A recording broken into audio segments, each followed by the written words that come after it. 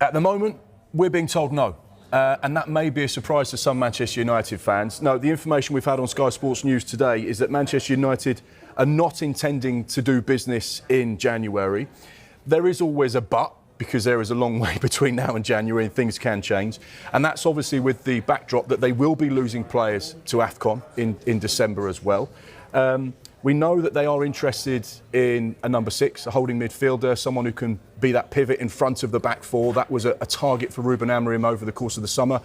They weren't able to action that particular position that they'd like to have done, but they do have an interest in Carlos Baleba, Adam Wharton and Elliot Anderson. So that is a role that they are looking to fill. But will it happen in January? We're being told that's not going to be the case.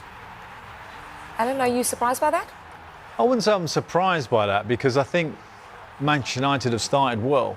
But when you look at them as a team, what would you say the weakness is? Well, it's definitely energy in central midfield area, and a younger midfield player, a pivot type player in that, what they've got at the top of the pitch at the moment, certainly would help their cause. I don't think they actually got financial room to do anything. You know, it was a pretty tight in the summer with the business that they did. So there's a lot of factors involved there. If I was Amorim, I genuinely think that I would stick at the moment. I think his team's done okay. I don't think they're under massive pressure to find Champions League position this year.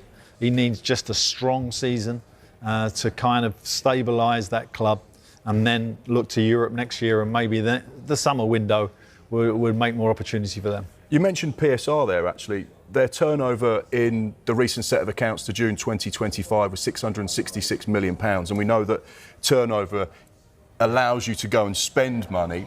They were reasonably tight with regards to what they could do with PSR. But because they had quite an effective selling window with regards to Scott McTominay, Mason Greenwood, Alejandro Garnacho, and they got 3 players out on loan in Jadon Sancho, Rasmus Højlund and Marcus Rashford, which saves them around £700,000 a week.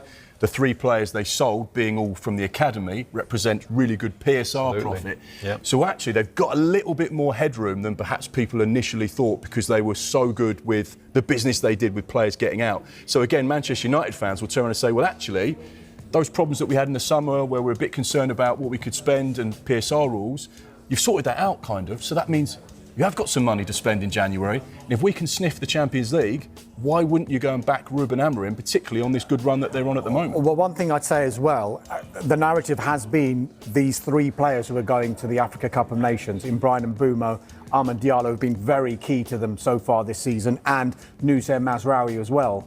But you've got to remember, these are not long-term injuries. These are not long-term absences. They're going to be out for 4 or 5 weeks. So Manchester United have got to think about this. Do they go into the market and bring in players to cover the players who are going to the Africa Cup of Nations? What happens when these players come back to the players that they brought in? Do they then go onto the bench and then these players are back into the team? It's one of those ones where they've got to take a little bit of a step back. And as we've been mentioning before, I think they will only go into the market if there's a long-term injury, number one. And also if there's this market opportunity that they simply cannot turn down. Because just to substitute and bring in players who have gone to the Africa Cup of Nations, it's such a short-term absence for these players.